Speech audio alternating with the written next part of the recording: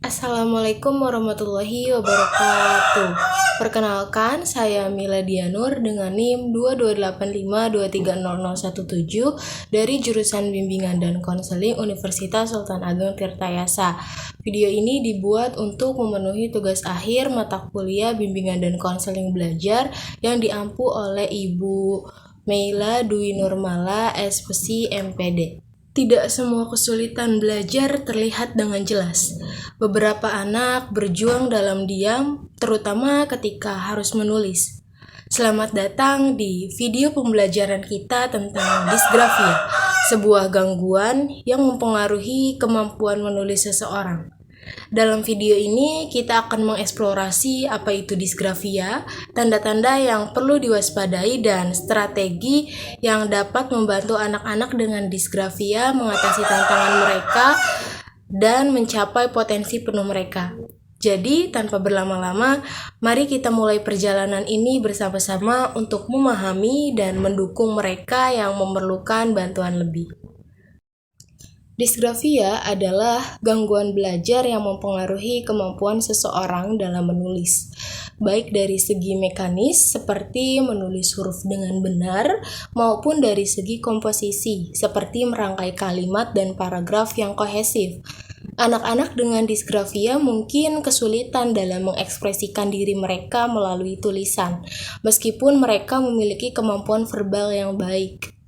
Anak-anak normal dan anak-anak disgrafia ini secara fisik dan psikologis pada umumnya sama, tetapi ketika dalam proses belajar di dalam kelas, anak-anak disgrafia terlihat sulit atau lambat dalam menulis. Disgrafia itu pada umumnya tidak terkait dengan kemampuan lainnya. Anak-anak disgrafia bisa saja normal dalam berbicara dan normal dalam keterampilan motorik lainnya, tetapi mengalami hambatan dalam menulis. Disgrafia ini pada umumnya diketahui pada saat anak-anak belajar di SD, yaitu ketika awal mula mereka membaca dan menulis. Penyebab disgrafia sendiri sebagaimana sesuai dengan pendapat Lerner yang menyatakan bahwa ada beberapa faktor penyebab disgrafia, yaitu gangguan motorik anak, gangguan perilaku yang dialami anak, gangguan persepsi pada anak, gangguan memori, gangguan tangan pada anak, gangguan anak pada saat memahami instruksi, dan gangguan kemampuan melakukan cross modal. Umumnya, anak-anak yang menderita disgrafia ini menunjukkan berbagai macam gejala. Adapun beberapa gejala yang perlu diwaspadai adalah yang pertama, terdapat ketidakkonsistenan bentuk huruf dalam tulisannya. Saat menulis, penggunaan huruf besar dan huruf kecil masih tercampur, ukuran dan bentuk huruf dalam tulisannya pun tidak profesional. Anak tampak harus berusaha keras saat mengomunikasikan suatu ide, pengetahuan, atau pemahamannya lewat tulisan. Sulit memegang ballpoint maupun pensil dengan mantap. Caranya memegang alat tulis itu seringkali terlalu dekat, bahkan hampir menempel dengan kertas. Berbicara pada diri sendiri ketika sedang menulis, atau malah terlalu memperhatikan tangan yang dipakai untuk menulis.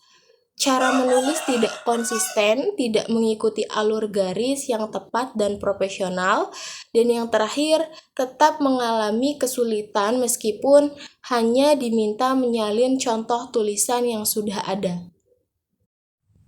Dan penanganan anak dengan disgrafia memerlukan pendekatan yang terarah untuk membantu mereka mengatasi kesulitan menulis dan mencapai potensi akademis mereka. Adapun beberapa langkah penanganan ataupun strategi yang dapat dilakukan untuk mendukung anak dengan disgrafia. Yang pertama, perlunya identifikasi dini. Penting untuk mengidentifikasi gejala disgrafia sejak dini agar dapat memberikan intervensi yang tepat waktu. Lalu yang kedua, pembelajaran individual. Setiap anak dengan disgrafia ini memiliki kebutuhan belajar yang berbeda. Oleh karena itu, penting untuk menyusun rencana pembelajaran individual.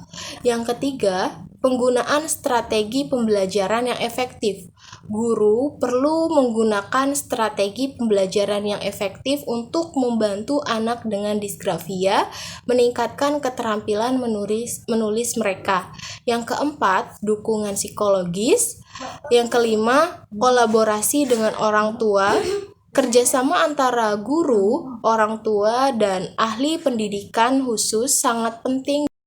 Mungkin itu saja video pembelajaran kita hari ini. Semoga video ini bermanfaat bagi teman-teman yang menyaksikannya. Terima kasih. Wassalamualaikum warahmatullahi wabarakatuh.